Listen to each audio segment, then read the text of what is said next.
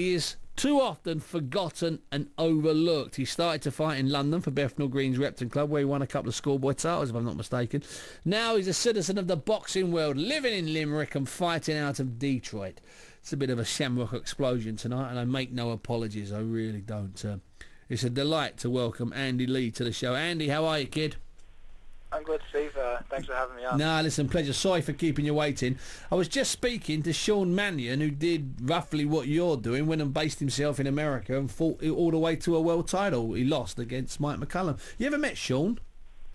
Yeah, it wasn't until only recently, like the last 3 or 4 years, I met him. But as soon as I came over here, I kept hearing his name. Do you know Sean Mannion? But it was funny because not a lot of people in Ireland knew of him, but. He went all those rounds. He went the distance with 15 rounds at the time. McCallum. Yeah, McCallum was the man at that time. Sure was he ever? But it seems that now that he's come back to Ireland, people are recognising him, and he's trained some good fighters, and he's making a name for himself in Ireland again. That's why I had him on tonight, to try and put right a bit of a wrong, because it would just be nice to raise his profile slightly. But you're actually, even though you're based over there, in you train over there in Detroit with Emmanuel Stewart and stuff. Your next fight's actually going to be in Limerick, as your last fight was. That's on May 15th. Yeah, that's the next fight, May 15th. I'm fighting. I haven't got an opponent. Well, I think they're talking to a couple of guys, and they're close to finalising, but nothing's been set in stone yet. But I've been training for a while now, and a long time. Almost since the start of the year, I've been full in training, but this was the first fight that kind of came about. So yeah, I'm looking forward to it. Andy, the thing with you and a few other middleweights is that and where I'm going to sort of go with this is that there's some inevitable fights, or hopefully some fights that inevitably will happen. I mean, the first one I'm thinking about would be possibly you against Darren Barker, the guy that won the vacant middleweight title, beating the guy that you'd beaten, Afif Belkam, the Frenchman. That was just last weekend. It was a hard fight for Darren in the end, because Belkamp is tough, as you knew.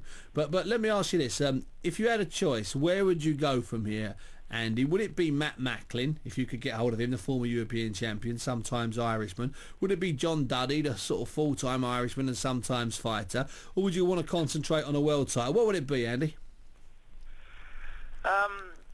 In an ideal world.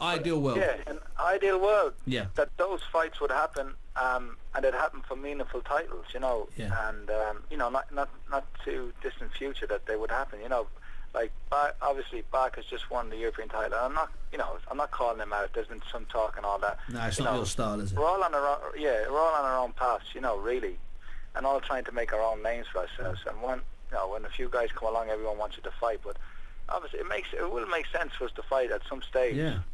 They're all nice guys, well, we all get along pretty good. I know Matthew pretty well, and John Duddy and that. So, I wouldn't mind fighting any of them as long as it makes sense and at the right time. You know what? I mean, I know that we've got this Super 6, which I'm a massive fan of. I don't know if you are.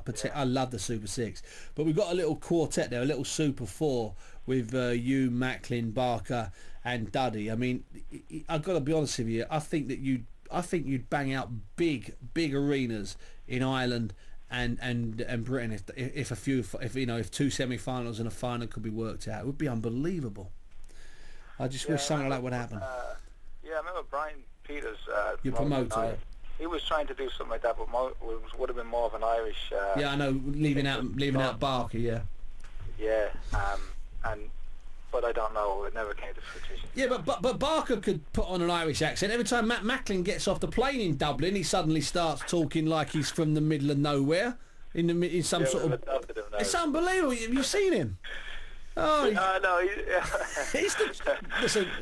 Listen, Andy, it's me and you talking here. I've known you a long time, and it's the truth. I love Matt Macklin to death, but he gets off that plane and suddenly he's kissing shamrocks and kissing tarmac. He's unbelievable. You gotta do what you gotta do to sell tickets. and he does sell too. Yeah. Andy, let me ask you about those years when you spent in Repton.